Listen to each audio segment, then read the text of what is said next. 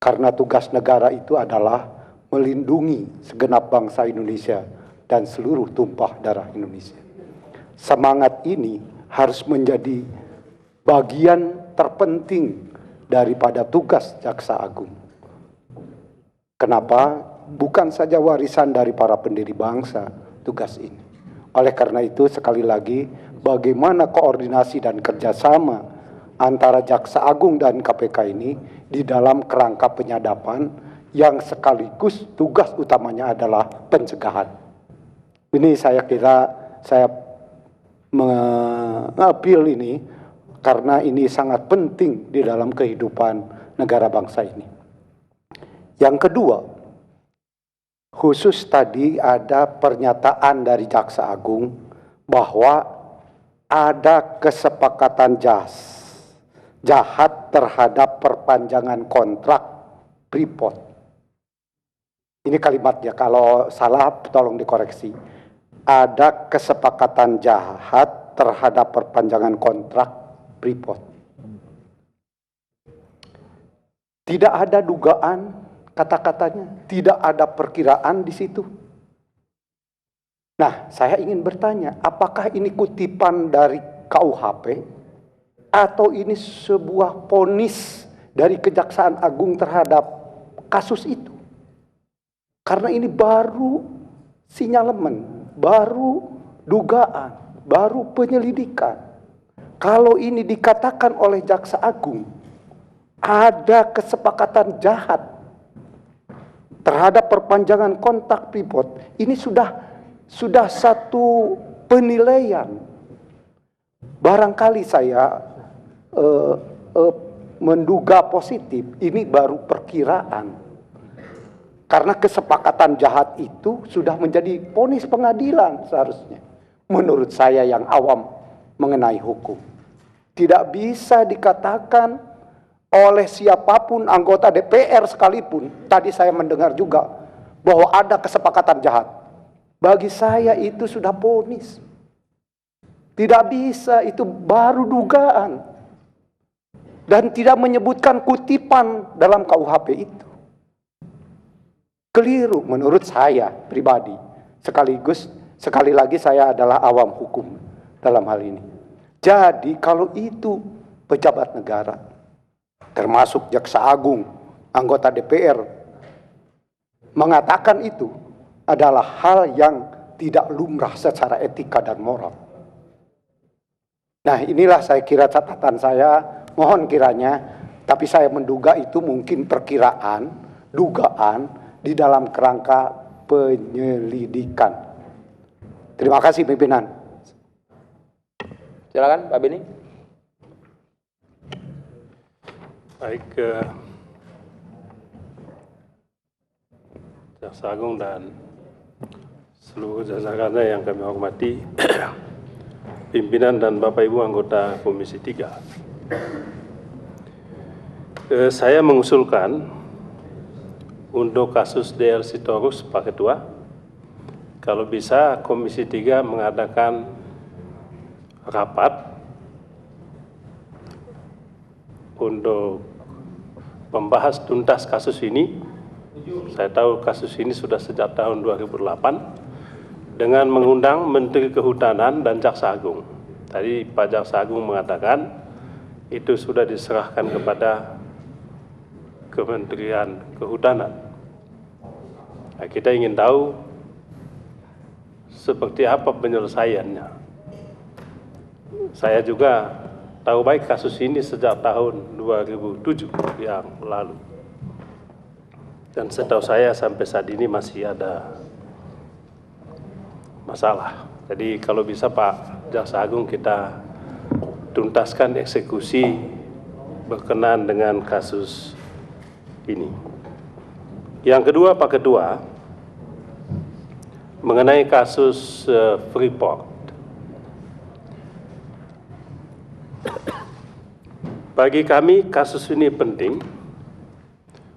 Pertama, menyangkut nama baik lembaga. Pak Setia Novanto adalah Ketua Dewan. Ketika Ketua Dewan yang anggotanya 560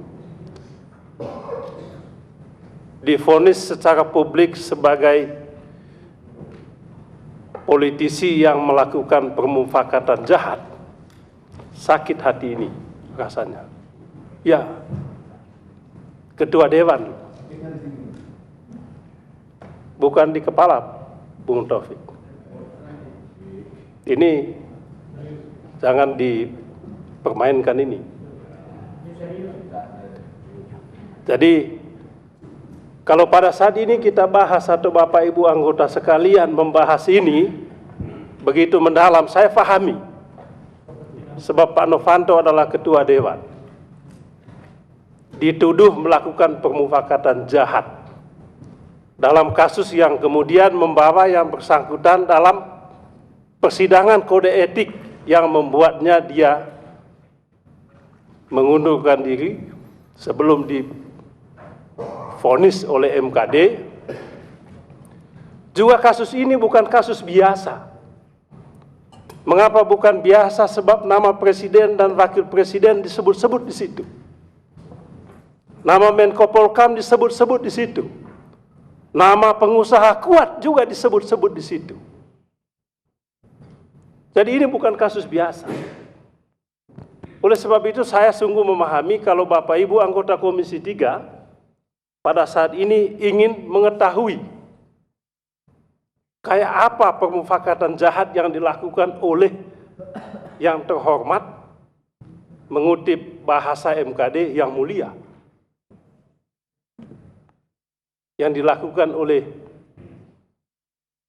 Saudara Setia Novanto, permufakatan jahat. Mufakat sama siapa ya? Jadi ini penting. Oleh sebab itu kami berpandangan, kami punya sikap. Kami menghargai kewenangan Jaksa Agung untuk melakukan penyelidikan terhadap kasus Setia Novanto. Tegas itu. Itu kewenangan Bapak Ibu sekalian, kewenangan Jaksa Agung yang diberikan oleh undang-undang. Ditegaskan dalam Undang-Undang Kejaksaan, Jaksa Agung adalah penanggung jawab paling tinggi di kejaksaan itu. Kami menghargai. Akan tetapi, kami juga mohon supaya dihargai kekuasaan Dewan untuk melakukan pengawasan terhadap penggunaan kewenangan itu. Kami punya hak.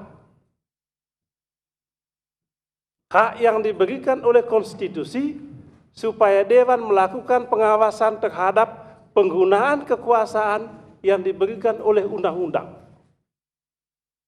Tadi, pertanyaan-pertanyaan yang disampaikan oleh Bapak Ibu sekalian adalah bagian dari tugas melakukan pengawasan terhadap penggunaan kewenangan Jaksa Agung dalam melakukan penyelidikan ataupun penyidikan kasus apapun. Oleh sebab itu, kami tetap memandang bahwa ini penting. Apabila Bapak Ibu anggota Komisi 3 tadi begitu mendalam mengajukan sejumlah pertanyaan berkaitan dengan penggunaan kewenangan oleh Jaksa Agung atas kasus Freeport ini.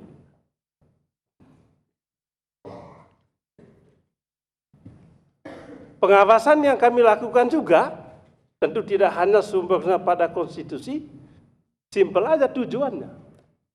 Yang kita tanya adalah penggunaan kewenangan ini secara bertanggung jawab, akuntabel, transparan, objektif, rasional, dan juga jangan lupa keadilan. Oleh sebab itu, Pak Ketua Jaksa Agung yang kami hormati, kami ingin menyampaikan pertanyaan dan rekomendasi kasus ini supaya cepat selesai. Pertanyaan yang pertama, ini jadi pertanyaan umum. Tolong Jaksa Agung jelaskan secara detail apa alasan Jaksa Agung sepertinya begitu ngotot memanggil Saudara Setia Novanto. Ngotot sekali. Padahal semua kita tahu kasus ini tidak hanya melibatkan Setia Novanto, tetapi juga ada tokoh lain yang juga sangat kuat. Konon nama Reza Khalid ditengarai sebagai orang yang paling kuat di Republik ini. He is a very strong man. Lebih kuat, lebih hebat daripada Setia Novanto. Maka pertanyaan kami yang objektif dan rasional sederhana saja. Kenapa Jaksa Agung sepertinya lumpuh di hadapan saudara Reza Khalid ini? Tolong pertanggungjawabkan ini. Setia Novanto kok diobok-obok, Reza Khalid kok dibiarkan. Apa alasannya? Pertanyaan umum, Pak. Supaya kita jangan ada prasangka bahwa ada kepentingan politik dalam kasus ini. Oleh sebab itu, Pak Jaksa Agung dan Ketua, Bapak Ibu anggota Komisi 3 yang saya hormati. Apabila ini tidak dijawab, maka ada kecurigaan. Kasus ini sangat kental dengan kepentingan politik. Dan saya mau agak terbuka soal ini. Mohon maaf Pak Ketua agak lama. Kasus ini sangat kental dengan kepentingan politik. Kalau tidak dijawab dan diselesaikan dengan tuntas, apalagi, mohon maaf, Saudara Jaksa Agung adalah politisi dari partai politik tertentu. Ya, sehingga ada kesan itu begitu kuat, bahwa Jaksa Agung menjadi alat politik partai politik tertentu itu. Atau alat politik dari koalisi dari partai politik tempat Saudara Jaksa Agung berasal. Masuk akal itu Pak, analisis itu. Apabila tadi pertanyaan-pertanyaan saya tidak dijelaskan dengan tuntas oleh yang terhormat Jaksa Agung. Yang kedua itu tadi, ada pengusaha kuat yang diduga kuat terlibat dalam kasus ini, dalam kasus Papa minta saham. Apabila ini tidak diselesaikan, maka dugaan itu tadi sangat kental. Apalagi konon katanya keluarga wakil presiden juga terlibat dalam kasus ini. Itu harus dibuka. Apa betul itu? Bagi kami Pak Jaksa Agung dan Pak Ketua, Bapak Ibu anggota Komisi 3, penting kasus ini diselesaikan,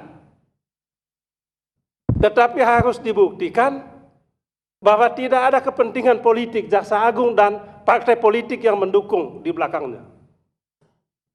Tidak boleh. Apakah bisa terbukti atau tidak?